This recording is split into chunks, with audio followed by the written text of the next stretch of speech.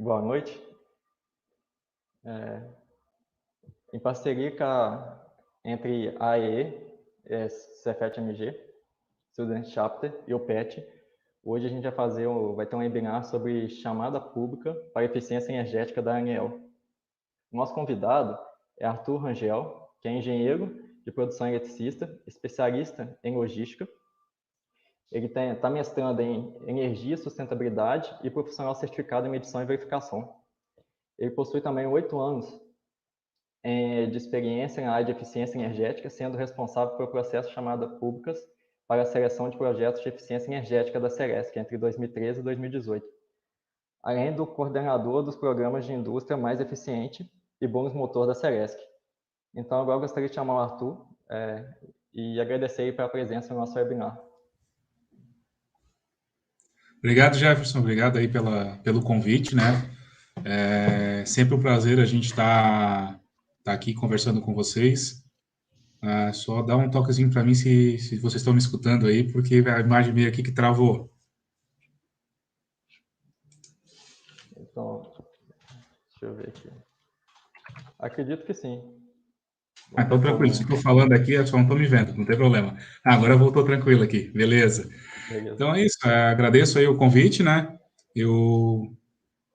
Sempre um prazer estar falando sobre a área de eficiência energética, uma área que eu trabalhei durante muito tempo, continuo estudando, enfim, na área aí, porque é uma área que fascina a gente, né? Sim. Então, Arthur, queria te parabenizar também sobre o... Vai ser a palestra daqui a 15 dias, né? Mas parabenizar sim. Foi ontem. Ganhado isso. Foi ontem você ter recebido a premiação aí da AE. E acho que é importante para todo mundo saber que no Brasil a gente, tipo assim, a gente não dá valor do que pode sair do Brasil, né? Pois é. Então, na verdade, nem eu acreditava nisso aí, cara. A gente desenvolve o nosso trabalho pensando no sucesso, né, nos melhores resultados e foi com grande satisfação que a gente recebeu a premiação ontem, né, a nível internacional de projeto inovador de energia, né, do ano, no projeto Bônus Motor, que a gente vai falar na próxima semana ali. Mas isso mostra um pouquinho do nosso trabalho que a gente vem desenvolvendo dentro da Celesc, né, ao longo aí de 8 anos aí, né, a gente teve uma evolução significativa. E querendo ou não, é de grande importância para o mercado interno, né? Tipo assim, sim, acho que demonstra lá para fora que a gente tem potencial, né? A gente também consegue desenvolver coisas boas aqui no Brasil, né? Então, se eu não estou enganado, né, mas pelo que eu olhei ali, é a primeira vez que a gente tem uma premiação aqui para o Brasil, da AEE, né, nessa International Awards. Então, acho que isso é bem significativo para a gente. Vou deixar você começar a apresentação aí. Beleza. Valeu, gente. Bom, pessoal, a ideia hoje é falar um pouquinho sobre chamadas públicas, né, da área de eficiência energética da ANEEL, tá? Então, deixa eu só passar aqui o slidezinho, gente, vamos lá. Só falar um pouquinho sobre o meu perfil aí, né? Então, como o Jefferson falou, eu sou formado em Engenharia em Produção Elétrica pela UFSC, aqui de Santa Catarina. Eu sou especialista em logística, né, e sou um profissional certificado em medição e verificação de performance, né, pela AEE e pela EVO. Tá? Eu tenho 8 anos de experiências na área de eficiência energética, né, sou membro da AEE, a Associação dos Engenheiros de Energia. Tá? A gente teve, então, como o Jefferson falou ontem, né, a premiação aí de um dos projetos que eu desenvolvi dentro da Celesc, que foi o Bônus Motor, né, como projeto inovador de energia. Esse Bônus Motor ele foi premiado em 2018 como melhor trabalho técnico na área de eficiência energética no CEND, né, que é um dos principais seminários aí de distribuição de energia no país. Eu também tive um trabalho que eu desenvolvi na área de chamadas públicas, né, que é o que a gente vai apresentar hoje aqui, eleito como segundo melhor trabalho técnico, né, no CENEL, né, que é o congresso aí da ANEEL, especificamente da área de P&D e PE. Então, só para a gente ter uma ideia do que a gente vai falar hoje aqui, então a ideia é falar uma introduçãozinha sobre energia, né, sobre eficiência, Depois a gente vai falar um pouquinho sobre o programa de eficiência energética da ANEEL, especificamente, e o processo de chamada pública. E, no final, falar algumas ações práticas que a gente pode estar executando aí na busca pelo diagnóstico energético de uma instalação elétrica. Tá? Então, se a gente parar um pouquinho para olhar ao nosso redor, né, a gente vê que a sociedade ela precisa cada vez mais energia para funcionar. Né? A gente está cada vez mais dependente da energia elétrica nas atividades, né, que a gente executa na nossa vida. No trabalho, no transporte, na comunicação, no lazer, em casa. Então, a gente tem usado a energia elétrica cada vez mais. Né? Ela é a principal fonte de energia no Brasil, né, sendo muitas vezes a única utilizada numa instalação. Né? Principalmente quando a gente olhar a parte das empresas aí, a gente tem que grande parte delas depende muito da energia elétrica. Tá?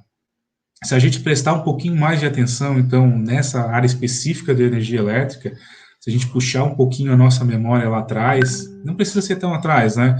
Mas a gente vai ver aí que a crise, né, vem cada vez maior. A gente vem várias vezes tendo notícias de apagões, de aumentos, a energia está mais cara, é a crise hídrica que prejudica o abastecimento não só de água, mas também de energia, faz com que a gente tenha que ter uma maior demanda das térmicas, aumenta o custo, né? Crises ambientais, para a gente implementar hoje uma usina, né, mesmo termoelétrica, uma hidrelétrica, a implantação de linhas de transmissão, isso tudo tem impactos ambientais muito grandes, né? Então, está cada vez mais difícil a gente conseguir expandir isso, né, minimizando esses riscos, esses custos, né, que envolvem econômicos, sociais e ambientais. Isso tem impacto direto na nossa conta de energia, né? A energia fica cada vez mais cara, né? O Brasil tem uma das energias elétricas, o custo da energia elétrica no Brasil é uma das mais caras do mundo. A gente tem um grande problema, então, né? A gente tem uma demanda por energia elétrica, ela é cada vez maior, né? Então, a gente precisa atender essa demanda da sociedade para poder suportar e alavancar, né, essa nossa economia. Se a gente olhar hoje, principalmente, agora a gente vai ter a gente teve uma queda por conta toda essa crise aí do Covid, mas provavelmente na hora que voltar, a gente vai precisar de cada vez mais energia, né? Só que do outro lado, a gente tem que ter cuidado com a competitividade e sustentabilidade, né? Os custos para a gente atender essa maior demanda, né? E os impactos que eles trazem tanto para a sociedade quanto para o meio ambiente. Então a gente tem que conseguir conciliar, né? Medir, a gente tem que chegar numa coisa que seja boa para os dois lados nessa equação. E o que a gente tem aí que possa auxiliar e solucionar isso aí de maneira mais eficiente, vamos assim dizer, é a eficiência energética, né? Mas o que seria eficiência energética, né? Que seria isso, né? Ela tem um conceito, né, teórico que está ligado à minimização de perdas na conversão da energia primária em energia útil. A gente não usa energia elétrica, a gente converte ela em algo que a gente vai utilizar, como luz, como calor, refrigeração, movimentação, enfim, né, ela tem essa transformação. Então, nesse processo de transformação, de conversão, quanto menor a perda nela, mais eficiente a gente está sendo. Então, aqui a gente pode olhar, tem 3 exemplos básicos aí, eu acho que o exemplo da lâmpada exemplifica bastante essa questão da eficiência, né, na tecnologia. A gente, até alguns anos atrás, a gente ainda encontrava as lâmpadas incandescentes, né, uma tecnologia bem antiga, em que 92% da energia que ela consome, ela dissipa em calor, né, e apenas 8% ela transforma naquilo que efetivamente a gente quer, que é a luz, né, eficiência luminosa. Depois disso, a gente teve o avanço das lâmpadas fluorescentes, né, eu dou como um grande exemplo aí que a gente teve a crise de 2001, né, aquela crise energética do apagão, enfim, que o governo realmente começou a incentivar a utilização desse tipo de lâmpada, por exemplo, né, em que 32% da energia que ela consome, ela transforma em luz, né, e hoje a gente vê o avanço aí da lâmpada LED, né, a lâmpada LED aí, ela 68% da energia que ela consome, ela transforma em luz. Então, ela é muito mais eficiente, né? Então, uma simples mudança da tecnologia que a gente está utilizando, a gente pode ter essa melhoria, né? Mas também a gente pode ver a eficiência, né, como novas práticas, né? A utilização também é muito importante, né? O consumo de energia elétrica nada mais é do que uma potência por um tempo. Então, quando a gente trabalha com a tecnologia, a gente consegue trabalhar num fator, que é a potência, né? Quando a gente trabalha com novas práticas, né, focada na utilização, a gente trabalha com tempo. Então, são duas maneiras da gente atingir e a gente ser mais eficiente. Tá? Então, um exemplozinhos básicos aí, a falta de manutenção do equipamento, né, ele pode gerar aumentos significativos, né, o equipamento acaba tendo que consumir muito mais energia do que precisaria por uma falha que ele apresente, por uma falta de limpeza, por exemplo, como tem um exemplo ali de ar-condicionados ali, né, de trocadores de calor, por exemplo. Então, tudo isso tem influência ali. E o outro exemplo ali embaixo, cara, é o uso inadequado, né? Eu posso ter a lâmpada mais eficiente que existe. Se ela estiver ligada numa sala sem ninguém utilizando ela, ela está sendo totalmente ineficiente, né? Então, a gente tem que ter esse conceito também de utilização. As empresas eficientes hoje, elas têm ganhos financeiros, sociais e ambientais sem comprometer a qualidade do seu negócio. Ser eficiente, né? A gente não pode diminuir o custo da nossa energia, vamos dizer assim, prejudicando a qualidade do nosso serviço, do nosso produto. Isso não é ser eficiente. Então, a eficiência energética tem esse conceito, né? Ela é praticada sem grandes revoluções. A gente não precisa buscar novas inovações, enfim, não. São ações simples, né? Fontes alternativas, soluções tecnológicas que reduzem a dependência no consumo de energia elétrica. Né? Então, vocês vão ver que são ações simples que a gente pode estar desenvolvendo e que isso traz um retorno significativo para a gente. Mas vale realmente a pena investir em eficiência? Ou por que a gente simplesmente não expande nosso sistema? Estou precisando de mais energia, vou construir mais uma usina, vou lá botar uma minha subestação, vou botar minha linha de transmissão, vou investir na parte de distribuição, até chegar com essa energia no consumidor final. Então, aqui eu trouxe uns dados, tá? Eu busquei levantar esses dados aqui da CCL aqui, tá? De 2020, CCEE, faltou um Ezinho ali, desculpa, tá? Deixa eu tomar uma aguinha. Peguei os valores dos últimos leilões atualizados, corrigidos, tá? Pela inflação.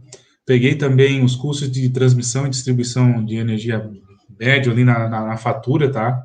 Na tarifa, que é o percentual de cada um, para a gente ter uma base mais ou menos de como flutuaria esse custo, tá?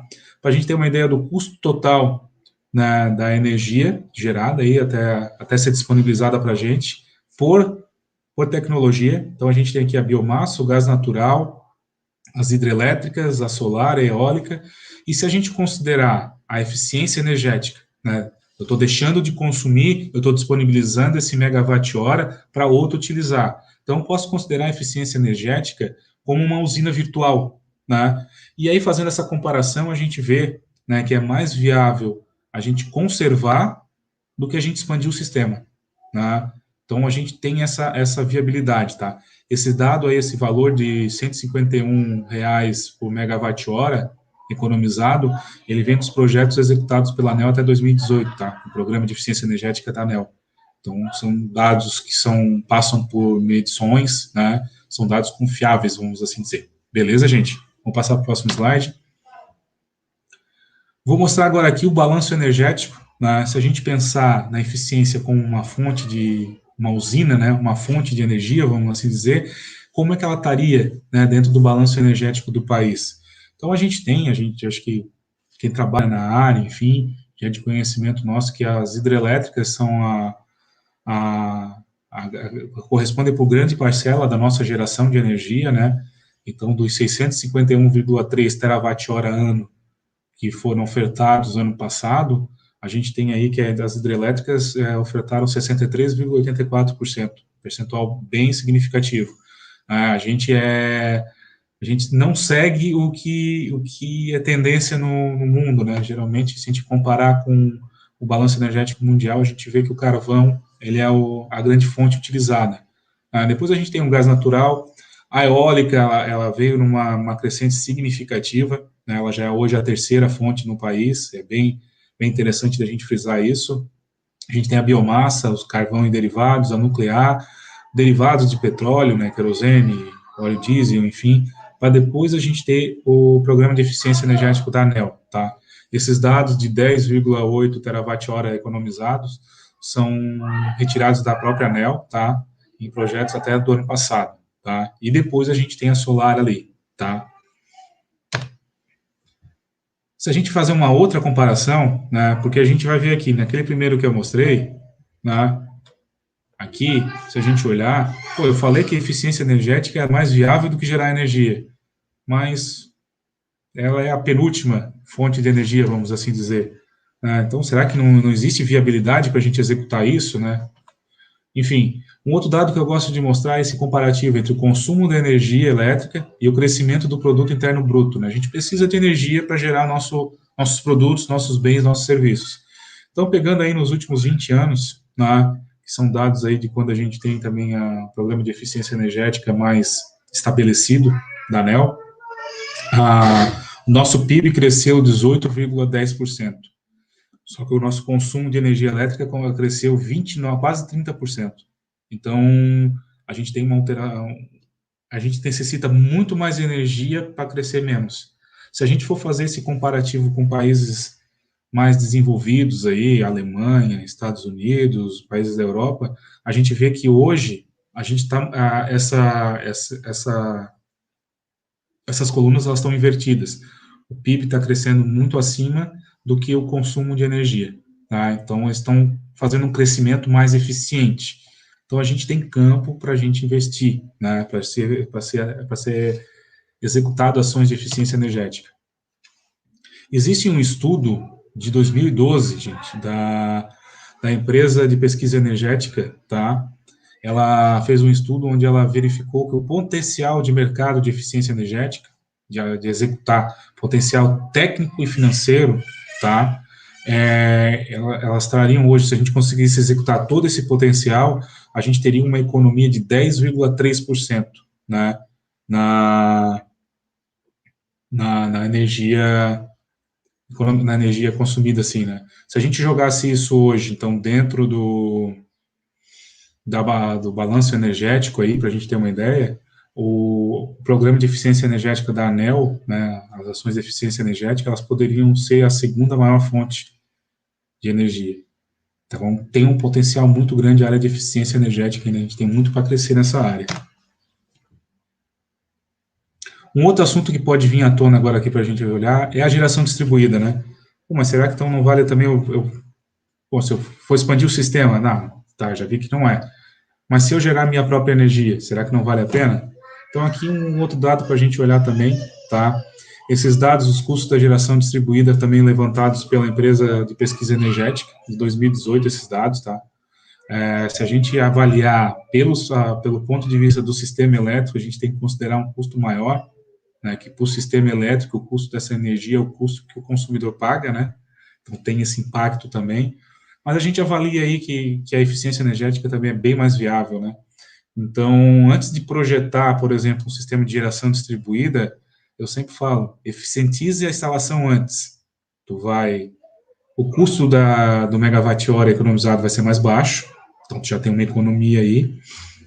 Tu vai estar consumindo menos energia, então tu vai precisar projetar um sistema menor, né? Então, tu vai economizar duas vezes, no custo da energia economizada e no sistema projetado, tá?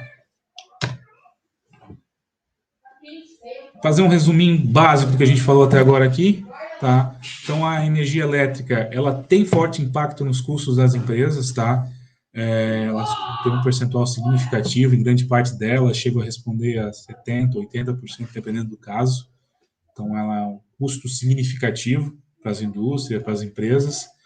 Investir em eficiência energética é mais viável do que investir na expansão do sistema energético, né, nacional. A eficiência ela poderia ser a segunda maior fonte de energia no país, Então, a gente tem um potencial significativo aí para crescimento. E os investimentos em projetos de eficiência energética, eles podem economizar recursos naturais, né? Ganhar competitividade na nossa indústria, né, nas nossas empresas, e amenizar essa pressão sobre o aumento de oferta de energia, né? A gente tem cada vez mais dificuldades aí em novas obras, né? Quem acompanha um pouquinho aí as discussões aí, a gente viu muita, por exemplo, Belo Monte, né? O que foi o projeto, enfim, os impactos, apesar de ser uma fonte renovável, né? Se muitos consideram fonte limpa, mas a sua implantação, ela tem os seus impactos, né? Isso tem que ser sempre analisado. Pessoal, dentro do Brasil, né, a gente tem programas de eficiência energética já há mais de 30 anos, né? Um dos primeiros que a gente tem aí é o PROCEL, o Programa Nacional de Conservação de Energia Elétrica. Ele é executado pela Eletrobras, com recursos próprios, e há 1 ano, 2 anos praticamente, aí, com recursos advindos também do Programa de Eficiência Energética da ANEEL. Tá? A gente tem também o Programa Brasileiro de Etiquetagem, quando a gente vai comprar um equipamento novo, aí geralmente ele tem uma etiqueta colada nele, uma escalinha de cores ali com uma letrinha do lado. Então, esse é um programa executado pelo Inmetro, para auxiliar a gente, informação à sociedade. Então, na hora da gente comprar um equipamento, a gente conseguir verificar qual é mais econômico, qual é mais eficiente, né? E o principal programa de eficiência energética no Brasil hoje, né, em termos financeiros e de abrangência, é o Programa de Eficiência Energética da ANEEL. Ele é executado pela ANEEL através das concessionárias de distribuição de energia. Então, vamos falar um pouquinho sobre ele, as regras, as aplicações que funcionam, beleza? A ANEEL é a Agência Nacional de Energia Elétrica, né? Ela que regulamenta todo o nosso setor, tá?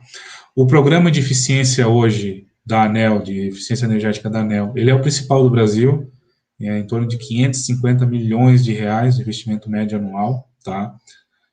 Vou mostrar de onde sai esse dinheiro depois para vocês ali. Ele tem uma série de legislações que regulam eles, tá? A primeira lei que aparece ali foi a lei da implantação desse programa, dessa obrigatoriedade de investimento de eficiência energética, tá? Depois a gente tem algumas leis de regulamentação dessa área, tá? E o PROP, né? O PROP é ali que a gente fala, são os procedimentos do Programa de Eficiência Energética. Então, ele já está na sua 3ª versão. Ele que regulamenta como vai ser feito esse investimento, né, pelas concessionárias, quais são as regras que têm que ser seguidas, quem pode, quem não pode ser beneficiado. Os resultados aí, a gente mostrar um apanhado de 2008 a 2018. Em 2008, ela teve uma mudança, né, um pouco na forma de monitoramento e na forma de aplicação desses resultados. Então, a ANEEL gosta de focar nesse período a partir de 2008, tá? Então, a gente teve um investimento nesse período aí de 2,3 bilhões de reais, né? Uma energia economizada de 2,13 terawatt-hora ano, e uma redução de demanda na ponta de 649 megawatts. Para a gente comparar isso, né, em termos sustentabilidade de consumo, né? Então a gente tem ela seria equivalente ao consumo de 877 mil residências, tá? E a redução aí de 197 mil toneladas de CO2. Se a gente fosse plantar árvores para neutralizar essa emissão, a gente precisaria plantar mais de 1 milhão de árvores. Pessoal, eu vou acender a luzinha aqui para ficar um pouquinho mais claro, tá? Só um instantinho que eu já volto.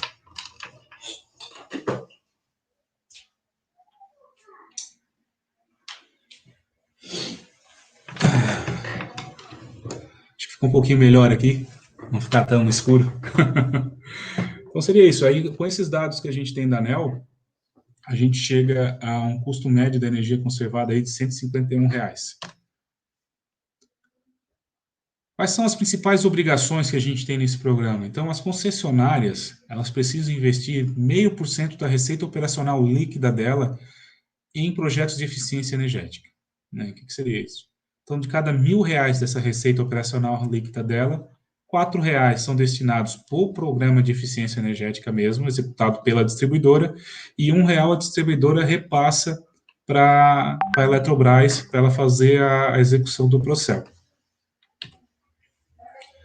Uma outra regra, as concessionárias, elas não podem aplicar simplesmente como elas bem entendem essa verba, tá? Então, a ANEEL determina alguma regulamentação em relação a isso. Então, 50% dessa obrigação legal, as concessionárias têm que investir nas suas classes de maior consumo, tá? Com esse exemplozinho aqui, eu puxo o meu lado aqui, a Celesc, em Santa Catarina, tá? Que os dois setores que mais consomem energia é o industrial e o residencial. E aí os demais setores recebem os outros 50%, tá? E não tem uma obrigatoriedade conforme percentual, não. Ela determina desse sentido. Mas, para fazer essa aplicação também, a concessionária ela não pode simplesmente fazer conforme ela bem entende, né? Então, para ter uma isonomia no processo e poder disponibilizar oportunidades a todos, né, de receberem esse tipo de investimento, a ANEEL instituiu, a partir de 2013, o processo de chamadas públicas, tá? Então, é necessário um processo de chamada pública para poder fazer a apresentação desses projetos e concorrer a essa verba, tá? Então, basicamente, eu vou falar um pouquinho mais sobre eles, mas seria isso: o consumidor desenvolver o seu diagnóstico energético, o seu projeto, encaminhar ele para um processo de chamada pública, né, um processo de seleção, ele vai passar por uma avaliação, tá? A gente vai ver que essa avaliação, ela tem critérios definidos pela própria ANEEL, tá? Sendo selecionado, ele vai passar pela parte da implementação das ações, né? Vamos fazer substituições, alterações de uso, automação de processos, enfim. E lá no final a gente tem a economia de energia. Quais são os tipos de projetos que podem ser executados dentro do Programa de Eficiência Energética da ANEEL, né? E quais são as ações que a gente pode executar? Então, aqui é uma tabelinha tirada do próprio, tá, da ANEEL. Então, as tipologias, elas estão ali do lado esquerdo da tela, né? A gente tem a industrial, né, para projetos que contemplem indústrias, né? Comércios e serviços. Então, aqui está englobado educação, por exemplo, que não seja pública, tá? Estaria aqui. Hospitais também que não sejam públicos estão ali. Comércio, parte de serviços, enfim, estariam hotéis, por exemplo, estariam toda essa parte aqui. Poder público, então, toda a esfera, todos os prédios, enfim, do governo federal, estadual e municipal, estariam dentro de poder público. Serviços públicos seriam mais a parte de água, saneamento ou transporte, tá? A tipologia rural, então, para consumidores do meio rural. Residencial, existe o residencial baixa renda, né, até, não lembro se 2014 ou 2015 agora, mas existia uma obrigatoriedade desse programa de investir 60% daquela verba em clientes de baixa renda. A gente utilizava o conceito não vinha muito em cima do retorno que poderia trazer para o sistema, e sim mais pensando na assistência, no assistencialismo da aplicação dessa verba.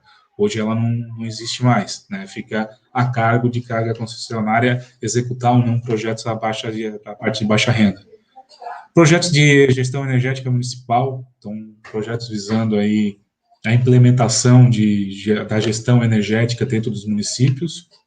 A gente pode ter projetos focados na iluminação pública, tá? E projetos educacionais. Ou educacionais aqui são ações educacionais, né? Visando a gente aplicar, conscientizar as pessoas, os estudantes, né, dessa parte de conservação de energia elétrica, tá? E não especificamente um projeto focado nas escolas, tá? As ações que são possíveis de executar dentro do Programa de Eficiência Energética da ANEEL: a melhoria da instalação, tá? Que seria aí a troca de equipamentos, por exemplo. Existem projetos de reciclagem que possam ser executados dentro do Programa de Eficiência Energética da ANEEL. Existem estudos que comprovam que tu reciclar o material, tu tem uma economia de energia muito maior, né? Tu gasta muito menos energia do que tu pegar de novo a matéria-prima in natura e processar ela e transformar ela num material. Por exemplo, o básico é o alumínio, né? Então, eu pegar lá o alumínio, fazer toda a extração do alumínio das minas, trazer, fazer todo o processamento, beneficiamento para ter esse alumínio disponível, eu gasto muito mais energia do que pegar a latinha, enfim, outro material e reciclar ele, tá? Ações de treinamento e capacitação podem ser financiadas pelo projeto, bônus para equipamentos, né, bônus eficiente que a gente fala, então incentivar a troca de equipamentos através de uma bonificação na compra desse equipamento, para eletrodomésticos, a Celesc já implementou para eletrodomésticos, para sistemas fotovoltaicos e para motores elétricos, tá? Gestão energética, né, então aplicar um pouco dessas ações aí e visando a gestão energética de uma instalação, do município, enfim. Geração com fontes incentivadas, a geração distribuída também pode ser financiada através de projetos de eficiência energética da ANEEL, tá? Mas somente se em conjunto com ações de eficiência energética, tá? Até vou abordar isso depois mais na frente, mas a ANEEL tem uma visão que não adianta investir em uma geração limpa de energia para jogar fora, para desperdiçar. Então, são conceitos antagônicos, vamos dizer assim. Então, a gente tem que pensar também na utilização correta dessa energia. E aquecimento solar da água, né? Isso é bem interessante. A gente pode trocar o aquecimento elétrico, os chuveiros, por exemplo, para o aquecimento solar. Tem algumas características especiais dos projetos, conforme a análise da ANEEL, entendendo que vale a pena incentivar numa área específica, né, ou um projeto piloto, alguma coisa nova que venha surgindo. Então, a ANEEL pode apresentar esse tipo de possibilidades, tá? Os investimentos são feitos de duas maneiras, também vou falar depois ali, contrato de desempenho energético, onde a gente tem um retorno desse financiamento, o pagamento desse financiamento, uma contratação a fundo perdido, onde o consumidor é beneficiado com esse financiamento sem a necessidade de ressarcir esse financiamento, tá? E vocês vão ver que a grande parte da prospecção desses projetos são via chamadas públicas, né? A ANEEL prioriza as chamadas públicas por entender que elas dão uma oportunidade maior para o consumidor participar. Falando sobre chamadas públicas em si do Programa de Eficiência Energética da ANEEL, elas não eram obrigatórias, então até 2013, as concessionárias definiam quais eram os consumidores que elas iam investir, tá? Com quem, tipo, enfim, era a definição das concessionárias. As chamadas públicas existiam, mas existiam mais em concessionárias públicas, né? Como do exemplo nosso aqui da Celesc e a Copel, por exemplo, eram os que mais realizavam chamadas públicas. Mas cada uma definia o seu processo, as suas regras, né, como ia fazer esse tipo de seleção, tá? A partir de 2013, a ANEEL tornou esse processo obrigatório. Então, a concessionária, primeiramente, tem que abrir uma chamada pública, e somente se nessa chamada pública ela não conseguir projetos suficientes para a verba que ela tem que investir, ela pode buscar outras maneiras de fazer projetos, tá?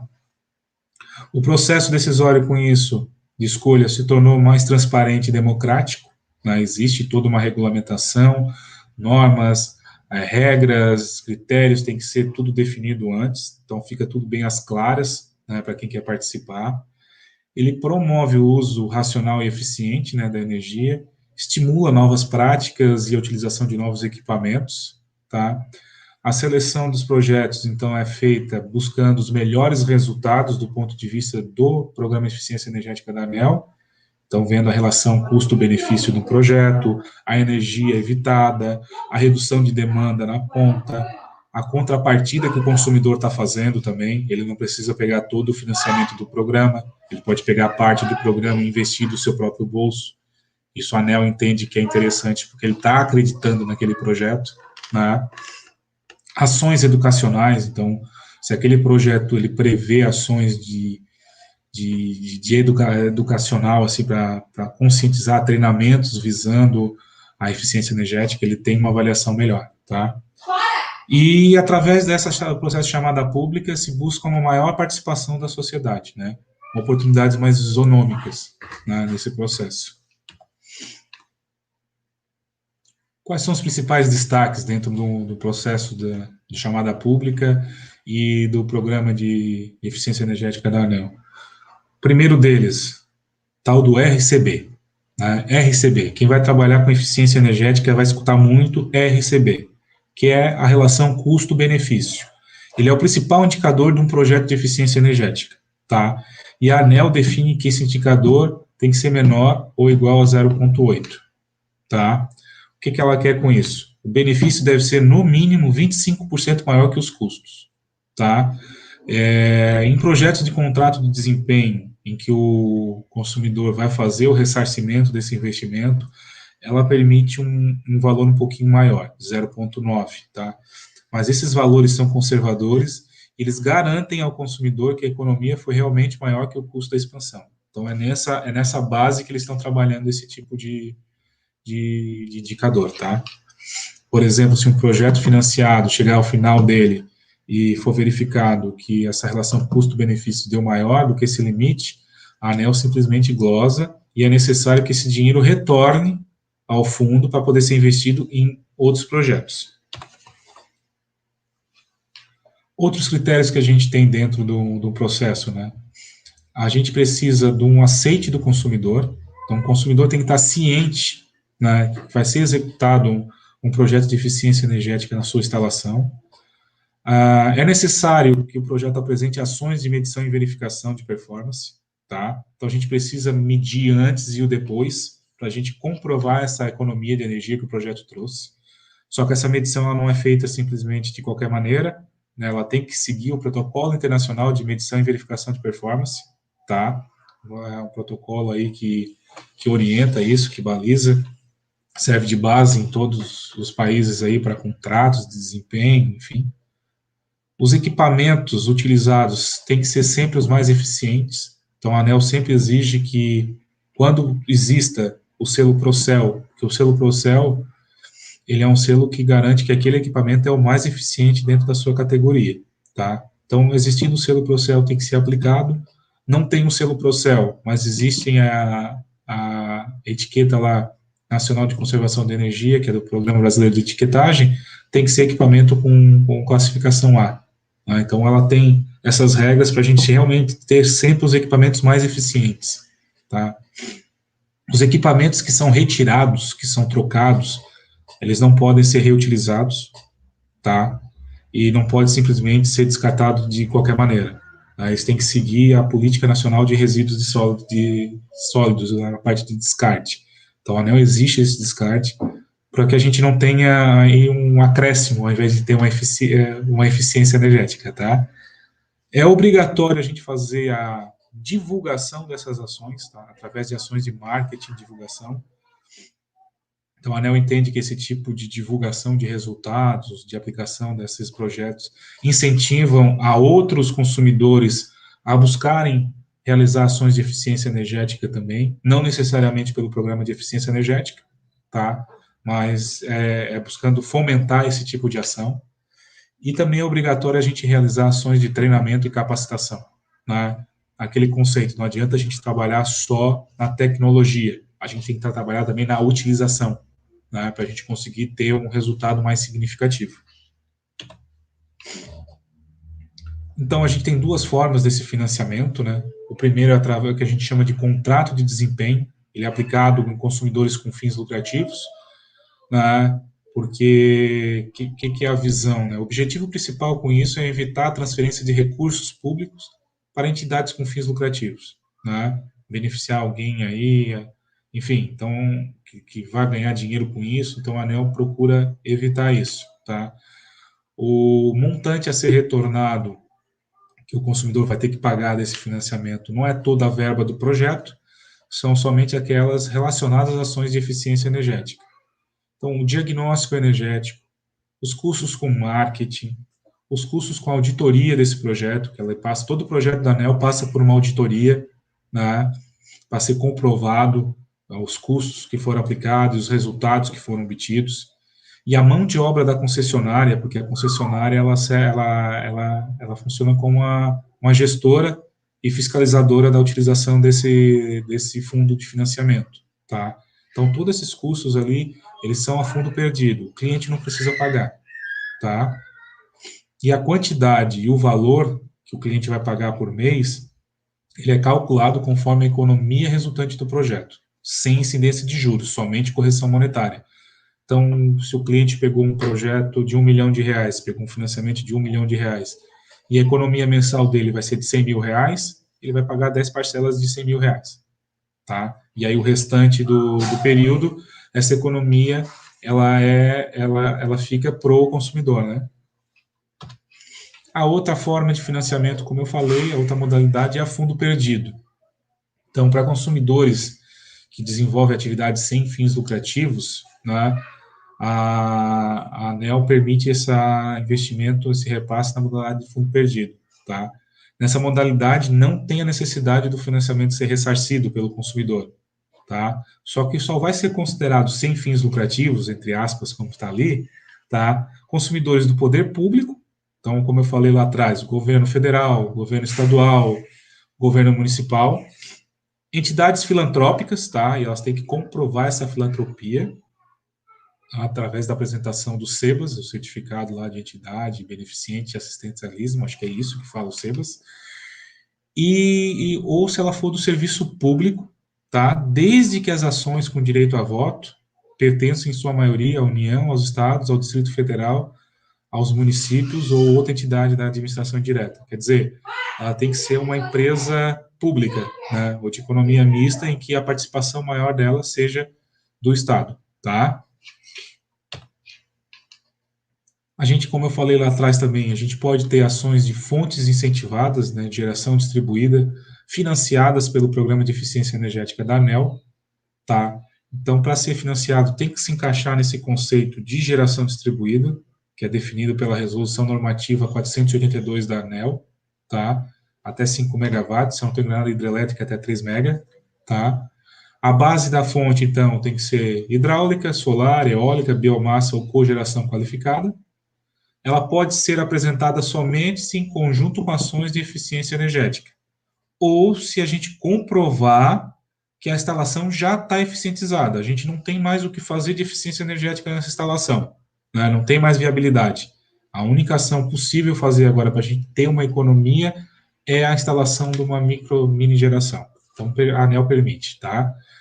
E aí a cálculo dessa relação custo-benefício do projeto, né? Ela soma o benefício anual da central geradora, que ela vai gerar de energia, com o que ela vai economizar. Só que só soma o que vai economizar do que está sendo executado em conjunto com essa ação. Se ela já foi eficientizada, essa economia já existente, ela não entra para esse cálculo. Como é que a gente pode participar desse processo, então, da chamada pública? Ele é um processo anual, tá? Ele é obrigatório. As concessionárias de energia elétrica, elas têm que lançar todo ano, pelo menos uma chamada pública, tá? Para a seleção de projetos de eficiência energética. Então, é necessário a gente conhecer essas regras, tá? Então, interessante buscar conhecer o PROP, né, o procedimento do Programa de Eficiência Energética da ANEEL, tá?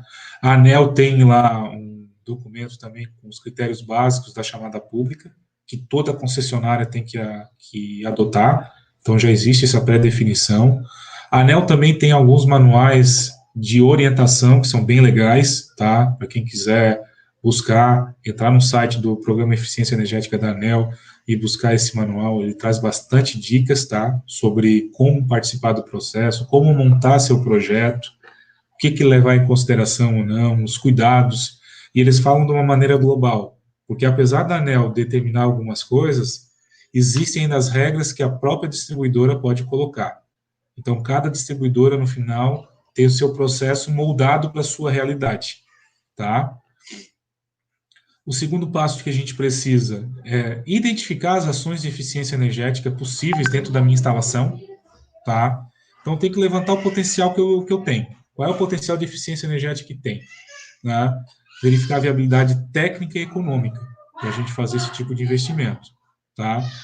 Analisar os critérios de seleção, tá? A gente tem critérios de qualificação, que eu vou falar ali, que são critérios eliminatórios, e critérios de classificação, né? Que é onde tu vai pontuar mais ou menos.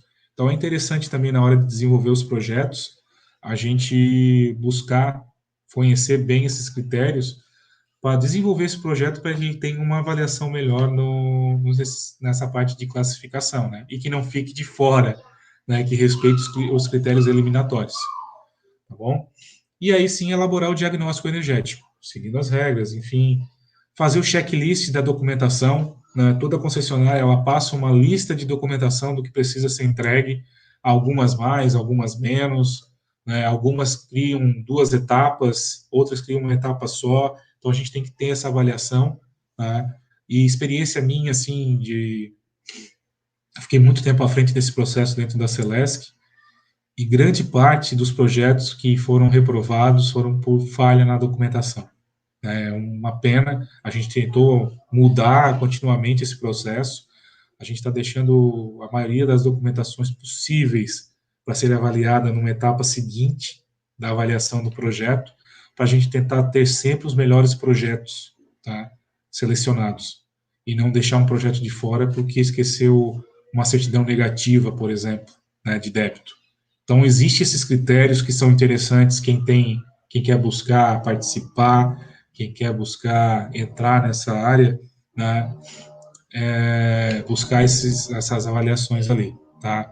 Eu vou tentar fazer um básico aqui das regras em gerais, tá, no processo de chamada pública, tá, para a gente ter uma ideia, mas o ideal é sempre aquilo, eu tô do Paraná, pô, então eu vou buscar lá na Copel e vou ver quais são as regras. Mas a Copel não está com chamada pública aberta agora. O que eu faço? Dá uma olhada no processo do último ano, tá?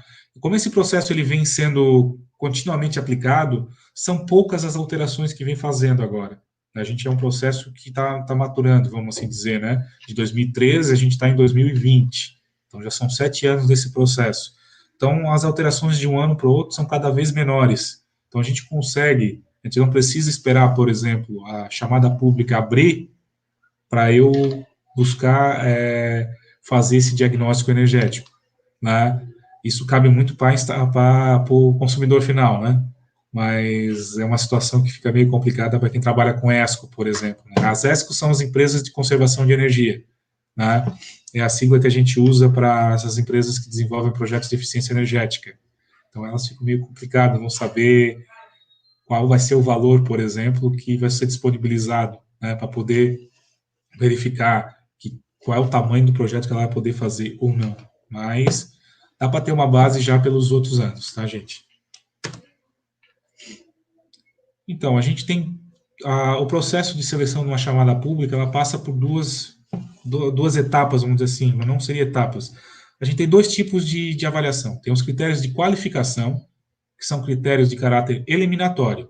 É aquilo, é ou não é, cumpriu ou não cumpriu, tá? O não cumprimento de algum deles elimina a proposta, tá? Eles são definidos pela distribuidora, tá?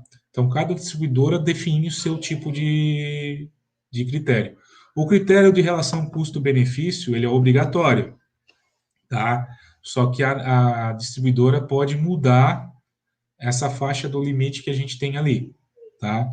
Então, a maioria delas cobra adimplência com a distribuidora, não acham justo investir em um valor desse em quem não paga conta de energia, tá? A segunda mais utilizada que sempre tem é a relação custo-benefício. Então, aqui são os limites definidos, estou apresentando aí pela ANEEL, mas nós aqui na Celesc, por exemplo, a gente diminui em 0,05, para a gente ter uma margenzinha, vamos dizer assim, para lá no final, com o resultado, diminuir os riscos desse projeto não alcançar esse limite, né, e ele ser glosado. Então, a gente reduz um pouquinho esses limites colocados aí, tá? Tem que atender os critérios definidos pelo processo ali do programa de eficiência energética da ANEEL próprio, né, os procedimentos. Então, tem regras lá que não de utilização, tipo de equipamento, enfim, Isso tudo tem que atender. Então, a leitura desse PROP, ela é fundamental, né, para quem deseja participar do processo de chamadas públicas da ANEEL, tá? E outros critérios que podem ser de utilização definidos pela distribuidora, tá? Eu vou, exemplo, assim, critérios de o fator de utilização do equipamento, na hora da gente fazer o cálculo na fonte incentivada, por exemplo, o que tem que levar em consideração, o que não tem, para definir as ações de medição e verificação, qual é o tempo mínimo que eu vou ter que fazer as minhas medições do equipamento antigo e do equipamento proposto. Então, tudo isso são definições que vêm no próprio edital da chamada pública, tá? Valores limites, a maioria das distribuidoras, não posso dizer 100%, porque eu não conheço o processo de 100% das distribuidoras, mas as que eu conheço, todas elas adotam valores limites de equipamentos e mão de obra de terceiros. Equipamentos, assim, tipo, tem muitas vezes que tem alguns acessórios que tu não vai detalhar. Tá? Então, a gente, por exemplo, aqui na Celesc, a gente definiu, se o cara colocar como acessórios, ele pode botar nesse custo, no máximo, 10% do que ele vai gastar com equipamentos como todo. Tá? Como a gente tem uma dificuldade, vamos assim dizer, de avaliar os custos com mão de obra, um projeto desse, a gente cria alguns limites relacionados ao valor que está sendo investido em equipamentos, né? Para, de repente, não ter me fugiu a palavra, gente, peraí. Uma manipulação desses valores em prol de um benefício maior sem necessidade, tá? A boa situação financeira da instituição que vai receber esse financiamento, principalmente para quem participa da modalidade de contrato de desempenho, e certificados e experiências em elaboração e execução de projetos de eficiência energética. Certificados aqui, por exemplo, tem alguns que algumas concessionárias definem como obrigatórios, outros não. A Celesc, por exemplo, ela exige que a empresa responsável pela elaboração do diagnóstico energético ali da chamada, ela tenha um profissional responsável com certificação e medição de performance, o CMVP, tá? Ele seja um profissional certificado, porque as ações de eficiência energética, elas são primordiais, elas são muito importantes. Se o cara não souber elaborar essas ações que vão ser executadas, tá? Essa estratégia de medição e verificação, isso pode acarretar em problemas lá na frente, e esse projeto, no final, a gente verificar que ele não deu viabilidade, a relação custo-benefício dele ultrapassou o limite. Então, a gente tem que ter essa preocupação, tá? E experiência é sempre importante, né? A gente, como empresa pública, qualquer tipo de processo que a Celesc faça, por exemplo, a pessoa vai participar, para ser contratada pela Celesc, ela precisa apresentar experiência. Então, a gente trouxe isso para a parte de chamada pública. A maioria das concessionárias também tem isso, tá?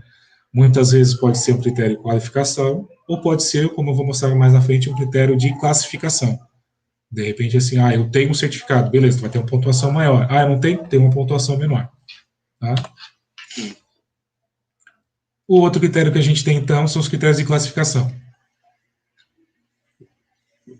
Eu não vou buscar aqui falar especificamente sobre cada um, que a gente ia se alongar demais, tá? Mas aqui tem a tabelinha deles, tá? Todos os critérios são definidos pela ANEEL, a ANEEL fala quais são os critérios que têm que ser avaliados, tá? E ela dá um grau de liberdade nesses critérios.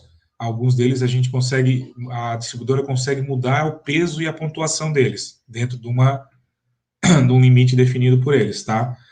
Então, de repente, dependendo do seu cenário que a concessionária está, ela pode mudar um pouquinho, né, o seu interesse em relação a isso, tá?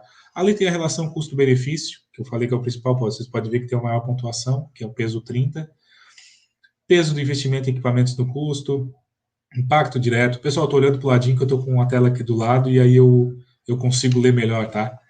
A qualidade do projeto. Então, aqui na Celesc a gente tentou, é um critério muito subjetivo, por exemplo, a gente tentou descrever o máximo possível o que a gente avalia nesses itens, tá?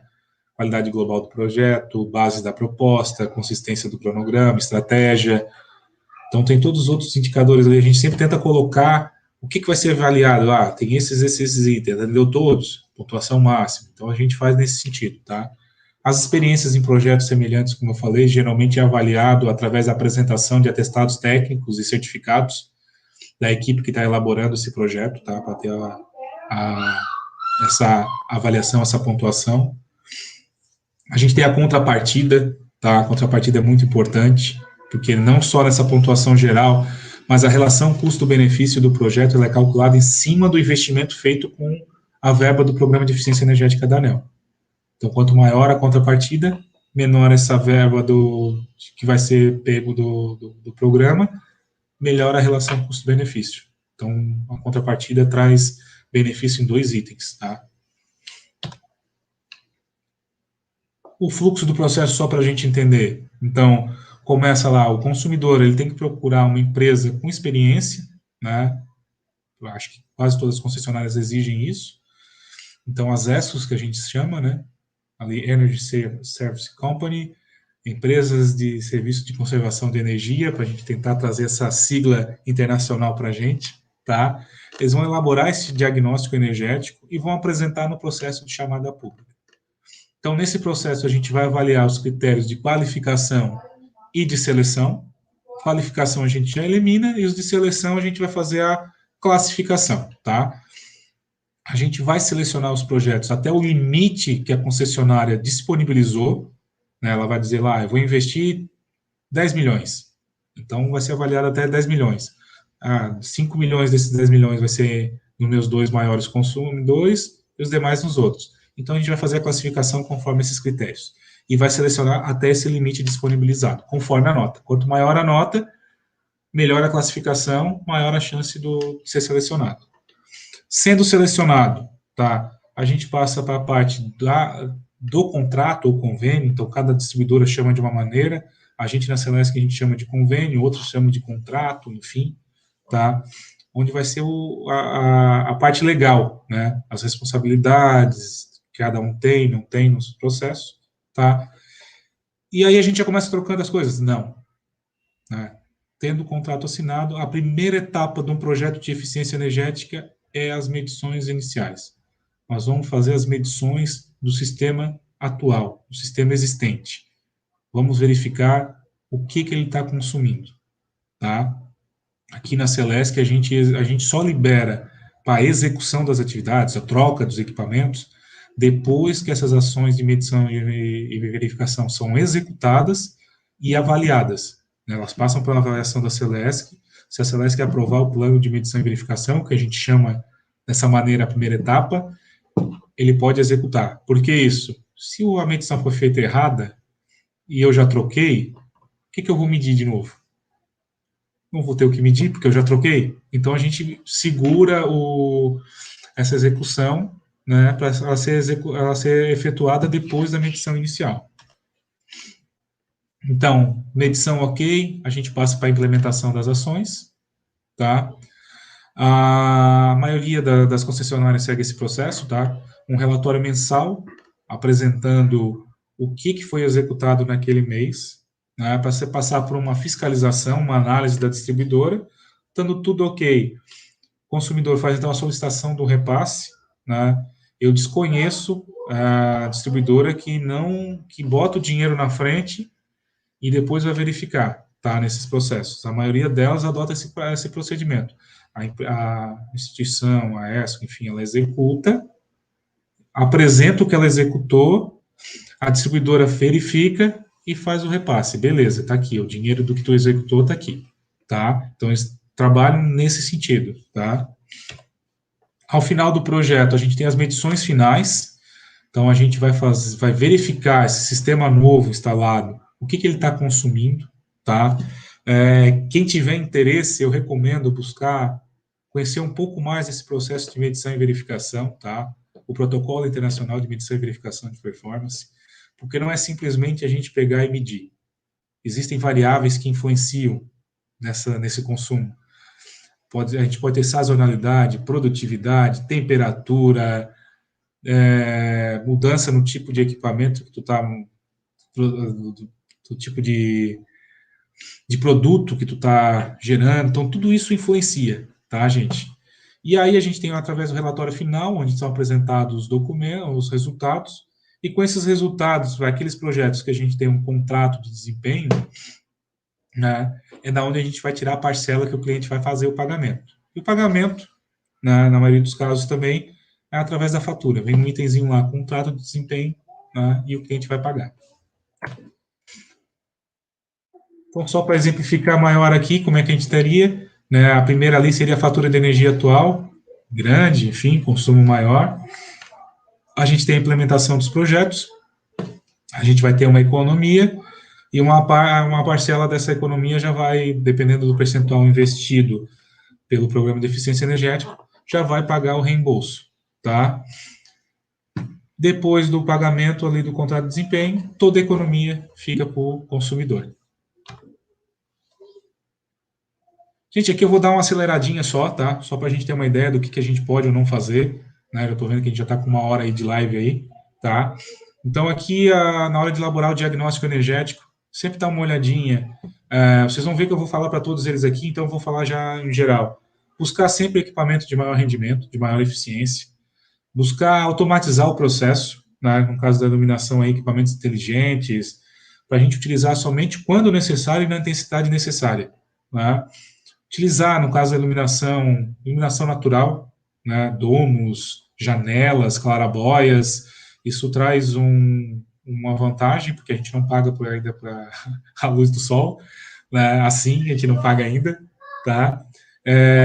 Botar circuitos independentes, né? Então, se eu conseguir, num galpão, por exemplo, ao invés de acender todo o galpão, acender ele por etapas, eu posso ter economia, se eu não tiver que usar todo o galpão, por exemplo. Aí aqui em refrigeração também mais ou menos a mesma coisa, né? Usar isolamento térmico, né? Quando a gente está trabalhando com refrigeração, é muito importante. Instalar de forma correta, a gente tem que sempre buscar escalar esses equipamentos de refrigeração longe de fonte de calor. Não adianta eu botar a minha geladeira do lado do fogão. Toda vida que eu ligar o fogão, vai aquecer a geladeira, ela vai consumir mais do que necessário. Ou então botar a geladeira ou outro equipamento de refrigeração no sol. Pegar o sol o dia inteiro. Também não vai dar, gente. Então a gente tem que tomar esse cuidado, tá? No ar-condicionado, de novo, a incidência, né, direta do sol, evitar, se eu puder instalar numa parede que não vai pegar muito sol, procurar instalar nessa parede, tá? O dimensionamento dos equipamentos é muito importante, tanto para refrigeração como climatização, e depois eu vou mostrar no motor também. Não adianta a gente ter um motor muito potente para uma utilização pequena, que vou botar um equipamento de 18.000 BTUs, onde uma de 9.000 atenderia. Eu tenho um consumo muito maior do que o necessário, tá? E automatizar processo, sempre interessante, tá? Aquecimento de água, tá? Então, existem tecnologias aí que a gente pode aproveitar, como o aquecimento solar, tá? Depois de implementado, o custo de funcionamento dele é praticamente zero. A gente pode reaproveitar fontes de calor de outras fontes, né? De repente está dentro de uma indústria, tu usa água para refrigerar um processo. Porque eu já não aproveito esse calor que eu estou retirando e utilizo ele no processo de aquecimento da água, enfim. Então, tudo isso é interessante a gente ver. Tá? Aqui é só um comparativo, né? E um dado interessante, tá? Do laboratório de banho da USP, 80% dos banhos no Brasil são aquecidos via resistência elétrica. Então, existe um potencial legal aí para a gente trabalhar. Ele tem um custo de aquisição baixo, só que o funcionamento é alto, né? E o solar, ele tem um custo alto, né? Apesar de... Mas depois a utilização dele é praticamente zero. Né? Aqui no motores também, então, buscar sempre equipamentos de maior rendimento, tá? Dimensionar adequadamente, é sempre importante, tá? O motor, né? Quanto mais próximo o fator de carregamento dele do 100%, maior é o rendimento dele. Então, quanto menor esse fator de carregamento, né, que é calculado em relação à potência que tu tá, mecânica que tu tá usando e a potência do teu motor em si, né, elétrica. Então, quanto menor isso, cara, quanto menor esse teu fator de carregamento, menor o rendimento dele, tá? E automatização, sempre que possível, for aplicar, sempre verifique, né? A gente tem muitos processos aí que tu acaba subutilizando o motor sem necessidade, a gente pode diminuir a velocidade dele, né, e ter ganhos com isso de economia de energia.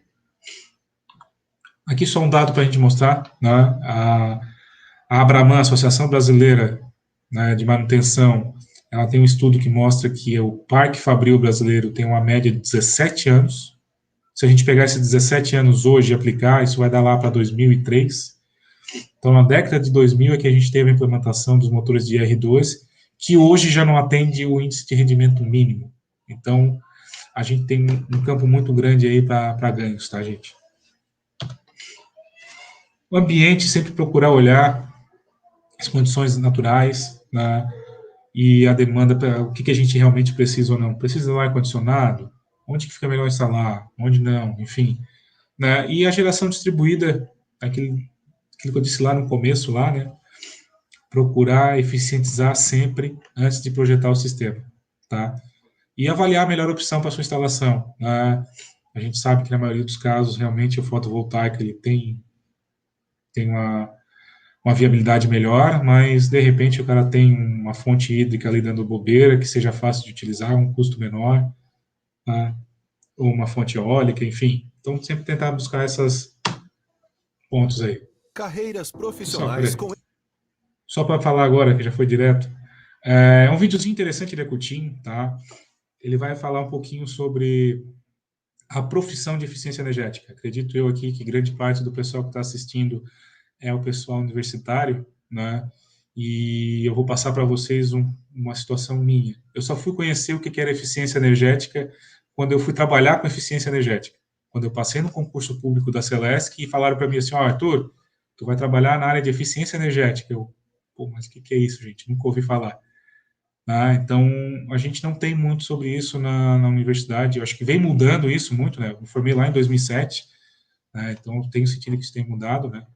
Mas é uma área, um campo muito bom aí de mercado, tá, gente? Vou passar o videozinho rapidinho aqui. Opa, voltou. Desculpa, gente. Carreiras profissionais com eficiência energética. Trabalhar com eficiência energética na indústria é uma maneira inteligente de aumentar os lucros e ainda reduzir impactos ambientais.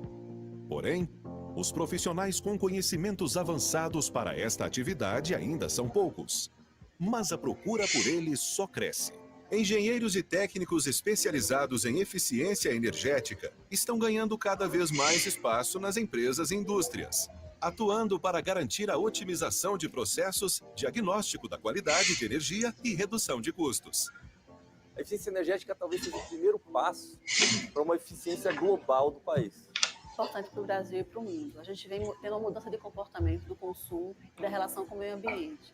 A contribuição do setor elétrico para as metas de compromisso da COP21 é de redução de 10% da economia de energia. A indústria brasileira é a que mais consome energia no país. A indústria é responsável por 41% do consumo de energia no Brasil. Então, somos um grande consumidor. Temos quase 600 mil indústrias no país. Seguramente, é uma grande aposta que os jovens podem fazer ou profissionais que estejam se reciclando podem buscar essas competências na área de energia. Um dos temas do futuro é a capacitação na eficiência energética. Portanto, para aumentar as chances de uma colocação adequada, eu acredito que cada profissional deve se preocupar com esse tema principalmente. A procura por cursos de capacitação e formação de engenheiros e técnicos especializados em eficiência energética já é uma realidade. O gestor de energia do nível de engenheiro ele tem que ter conhecimento amplo de todas as energias consumidas, né, em uma planta, né? Porque ele é responsável por fazer não só a gestão dessas energias, mas também estabelecer a maneira mais racional de uso e aplicação dessas energias dentro da empresa no processo produtivo. O técnico tem que saber medir, tem que ir nos quadros elétricos fazer medição de consumo elétrico, tem que ver com um watímetro o que é que está passando com uma determinada máquina produtiva. Isso na parte elétrica. No contexto térmico, o que é que ele vai ter que ir? Vai ter que ir numa casa de caldeira para saber como o vapor está sendo produzido, distribuído e utilizado.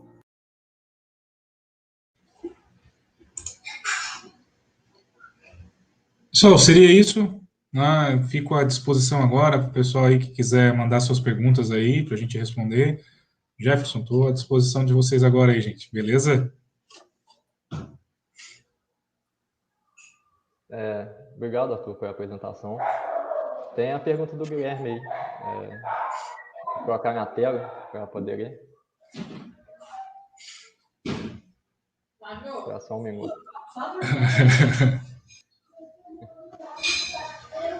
Eu vou ler aqui. Não, beleza. Como as empresas da área de eficiência energética... faz o favor.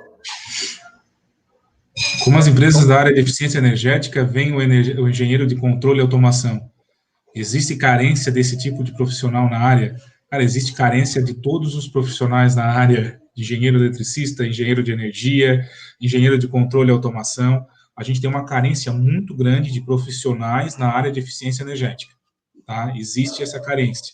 São poucos profissionais capacitados e habilitados, tá? Para desenvolver esse tipo de trabalho.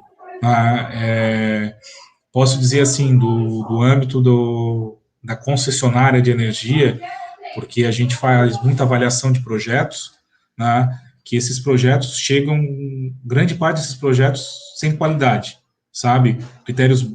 Questões básicas de cálculo, por exemplo. Existem as fórmulas já pré-determinadas pela ANEEL, por exemplo, né, para a gente fazer um preenchimento. Geralmente já tem uma planilha já que auxilia, e mesmo assim a gente tem muita dificuldade nisso aí. Tá? Então, um engenheiro de controle de automação, por exemplo, meu ponto de vista, existe um campo fantástico, né? A automação de processos, principalmente se a gente for olhar, se eu vou tirar um pouco eu tive muita experiência dentro da Celesc com projetos voltados para a indústria, né? Eu gerenciei muito tempo projetos industriais aqui dentro da Celesc, e a gente teve resultados significativos aí em projetos com automação, sabe? Na Tigre, por exemplo, acho que é um exemplo legal, que trabalha com extrusão de plásticos aí, né? Tubos, isso aí. Então, eles desenvolveram um sistema de automação das extrusoras e injetoras deles, que economizaram 40%, 50% de energia elétrica do sistema. Então, acho que é um campo, assim, muito grande. Né? A gente tem, como eu mostrei ali, o Parque Fabril Nacional, ele é antigo, tá? Um outro dado que eu vou passar para vocês aqui, que a gente vê as coisas na faculdade, enfim, motor elétrico, esse motor que a gente conhece, com as aletinhas, bonitinho e tal. Tive um projeto num dos frigoríficos aqui em Santa Catarina, que foi retirado motores com 60 anos de idade. O motor era uma caixa. Eu nunca tinha visto, eu me admirei a hora que eu olhei o tamanho do motor, e ele totalmente quadradão, né, sem ventilação, sem nada. Então, tu imagina quão ineficiente era um equipamento daquele, em funcionamento. Isso em 2012, 2013. Então, a gente tem realmente um campo significativo. Eu acho que se aqui em Santa Catarina, que já tem um certo grau de industrialização, vamos dizer assim, um pouco mais avançado, enfim, que a gente tem isso, já é assim, cara, a gente tem setores aí no Brasil que deve estar muito pior, cara. Então, eu acho que é uma área bem interessante para quem tem interesse de buscar, conhecer, né? Eu acho que o capítulo estudantil nosso aí que a gente tem da AE, ela é uma ferramenta para a integração disso, para conhecimento mais da área, né? E, enfim, eu tenho meu contato ali, depois eu posso disponibilizar essa apresentação aí para o pessoal da AE, tá? Para disponibilizar para vocês também, tranquilamente. Quem quiser me procurar, trocar informações, a gente está à disposição. Beleza. Arthur, antes da outra pergunta aqui que o Guilherme fez, eu só vou falar com o pessoal que a gente colocou o link do formulário para o certificado no chat, né? E as 2 palavras-chave são para preencher no formulário para gerar o certificado depois. É só isso que eu vou falar mesmo. E vou falar outra pergunta do Guilherme aqui. Eu ia fazer essa pergunta, mas ele fez primeiro do que eu. Sim, já vi ali. As especializações, né? Cara, não existe muita coisa no mercado não, tá? A gente tem os cursos que eu recomendaria, mas eles têm um custo um pouco alto, que é o curso de medição e verificação de performance, para fazer a certificação. Ele é um curso bem interessante, tá? traz bastante conceito da área de eficiência energética que a gente tem que aplicar. Existe, acho que a CTC Experts, eles têm alguns outros tipos de cursos voltados para a área de eficiência energética, tá? Mas ela é uma área que não é muito, vamos dizer assim, ofertada, tá? Realmente o cara tem que ir atrás, literatura, buscar ler um pouco, né, sobre a área, e esses poucos cursos que aparecer, o cara fazer, tá? O site da Procel Info geralmente tem alguns cursos também disponibilizados lá, né, mas a oferta não é muito grande, não. Eu tiro porque, assim, depois que eu fui para a área, eu comecei a buscar, né, assim, pô, preciso me especializar, preciso buscar me qualificar aqui dentro para eu poder trabalhar, né, eu já vou gerenciar projeto, vou cuidar, fiscalizar, o cara tem que ter um conhecimento maior. E a gente tinha dificuldade, tá? Dentro da Celesc, a gente chegou a buscar, a fazer cursos específicos para a gente, para vocês terem uma ideia. Mas, né, depois olhando ali, principalmente o Procel Info. O Procel Info é um portal bem interessante, tá? Para quem quer se manter atualizado na área de eficiência energética. Acho que é procelinfo.gov.br, tá? Mas como Procel Info já vai encontrar. E ele tem uma área lá, temática, que eles botam os cursos relacionados a áreas. Então, tem várias universidades disponibilizam cursos não só de lato sensu, enfim, mestrado, nada, mas esses cursos de extensão tem algumas coisas interessantes. Acho que a grande falta é porque no Brasil começou essa parte, pode-se dizer que agora, né? Isso.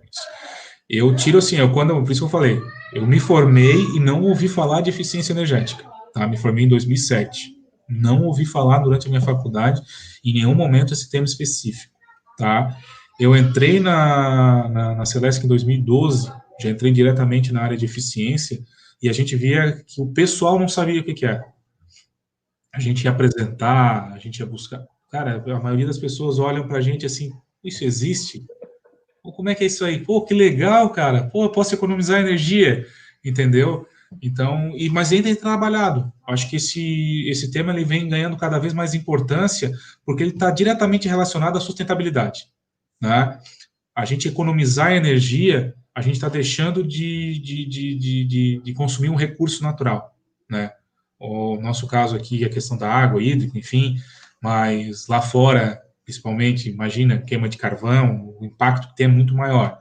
Mas tem essa relação, né? Então, as empresas buscam cada vez mais esse conceito de sustentabilidade. Então, elas têm buscado isso.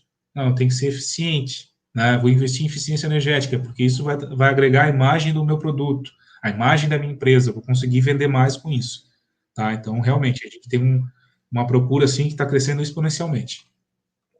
A empresa acaba levando um selo verde, né? Entre aspas, né? Tipo assim. Sim. Existem selos aí que a gente vê, de construções, por exemplo, que a gente já tem, o selo LEED, o próprio Programa Brasileiro de Etiquetagem, ele já tem um selo específico para construções, enfim. Então, tudo isso é uma demanda que vem surgindo, né? E a gente buscar se especializar e estar apto para isso, né? É cada vez mais interessante. Igual você comentou no começo, que a gente vê muito falar sobre fotovoltaico, né? Instalação em tudo. Mas uma coisa que eu tinha parado para pensar é fazer essa eficiência antes, né? Eu acho que... Sim. Eu sempre coloco isso porque é assim, é fato. Toda vida que eu vou fazer uma palestra, eu vou conversar alguma coisa ou outra, as pessoas vêm, elas olham, não, eu vou ser sustentável, eu vou botar uma fotovoltaica. Cara, eu vou assim, pera lá, gente, não é bem assim. Primeiro, não é a forma mais barata, né? Eficientizar, economizar é muito mais viável. E segundo, não é assim eu boto, né? Esse milagre. Como é que vai ficar? A gente não tem estudo do impacto desse material depois que ele tem um tempo de vida útil. Como é que a gente vai descartar isso aí? Né? As pessoas não têm pensado um pouco nesse sentido, né? Eles só olham assim, não, ela é ambientalmente correta porque ela não tem emissão. Mas, pô, a gente teve emissão para produzir aquelas placas. E o que a gente vai fazer com essas placas depois? Então, acho que o conceito de sustentabilidade hoje se encaixa muito mais com eficiência energética do que com geração distribuída. Não querendo desmerecer a geração distribuída, ela tem uma importância fundamental para a gente. Né? Acho que é o conceito mesmo que vai ser cada vez mais trabalhado, né, em termos de geração. Tu está trazendo a geração muito mais próxima da onde tu vai consumir ela, então tu diminui perdas, tu tem um outro tipo de eficiência voltada para o sistema em si, isso é muito interessante, né? Mas acho que para o consumidor final, sempre interessante primeiro olhar isso. Busca ver quais são as oportunidades que eu tenho para economizar energia e depois eu vou botar meu fotovoltaico. Porque criando ou não fica muito mais barato, né? Sim, sim. A gente pode ter redução de 10, 20, até 30% aí do teu sistema aí da potência. E dependendo do quanto você gasta, isso é um dinheiro razoável, né? Sim, sim. Bem razoável. Entendeu? É que você falou, eu acho que os dois são complementares, né? Tipo assim, cada um tem sua forma diferente, né? Que você comentou. Sim. E no final eles têm o mesmo objetivo. O final é o mesmo. Um outro exemplo que tem muito básico isso aí é a disputa por telhado. Não sei se vocês já ouviram falar. Né? A disputa do telhado entre o aquecimento solar e a geração fotovoltaica. Né? Existia uma briga entre essa turma, tá? E hoje eles entendem que eles podem coexistir. Por isso, porque o sistema de aquecimento solar, em tese, ele tem um retorno, um custo de energia evitada menor, né? Então, tu pode botar um sistema e tu pode botar o fotovoltaico, né? Tu diminui teu fotovoltaico porque tu vai botar o aquecimento solar. Então, tem esse conceito ali. Eu achei interessante isso, há uns 2, 3 anos atrás, eu estava conversando com a turma, eles falaram, a gente brigava antes, agora a gente está meio que trabalhando em conjunto. Porque eles disputavam o espacinho lá, né? Tem um telhadinho, eu tenho que botar minhas placas lá. Não, bota o fotovoltaico, não, bota o aquecimento solar. Já que o chuveiro gasta bastante, né? Sim, sim. Hoje o chuveiro, já há muito tempo atrás, era um grande vilão, né? Chuveiro. Hoje a gente tem o ar-condicionado. Então, são os dois que mais consomem, né? No verão aí mesmo, o ar-condicionado dispara, né? Mas os dois maiores consumidores hoje, né, é o chuveiro e o ar-condicionado. Concordo. Ainda mais agora nesse calor, né? Aqui não tá tanto ainda. Aqui no sul a gente só tem mais esse trabalho quando chega ali novembro, dezembro, aí começa a ficar mais quente aqui. Aqui o bicho tá pegando. É só Jesus na causa. Conheço um pouco a região aí pra cima. O bicho tá feio. Então, eu acho que ninguém mais tem pergunta. Quero agradecer a sua presença, Arthur. E daqui... Acho que é dia 30, né? Não, é dia 29. 29, isso. Daqui 2 semanas a gente se encontra de novo. Isso. Vou falar um pouquinho sobre o bônus motor em si, né? A ideia é mostrar um pouquinho por que ele teve tanto diferencial assim. Na verdade, não tem muita coisa, cara. É aquilo que eu falei, eficiência energética são questões simples e fáceis de ser aplicadas. Eu acho que quanto mais simples tu conseguir desenvolver, maior vai ser o retorno que ele vai ter, cara.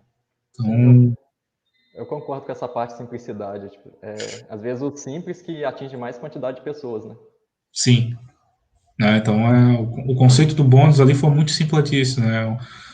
Ação simples, mas, por que nunca foi feito antes? Por que ninguém nunca voltou os olhos para o setor que mais consome energia, sabe? Então, a gente tem esses pontos aí. É legal a gente debater e conversar. Beleza. Obrigado, tá, Arthur? É isso, estou à disposição, gente. Então, pessoal, aí quem quiser preencher o formulário, pode preencher. As 2 palavras-chave já foram disponibilizadas. E dia 29 a gente vai ter mais um webinar com o Arthur. Ele volta aí para falar do bônus motor, que ganhou a premiação aí da AE. E até mais, pessoal. Obrigadão.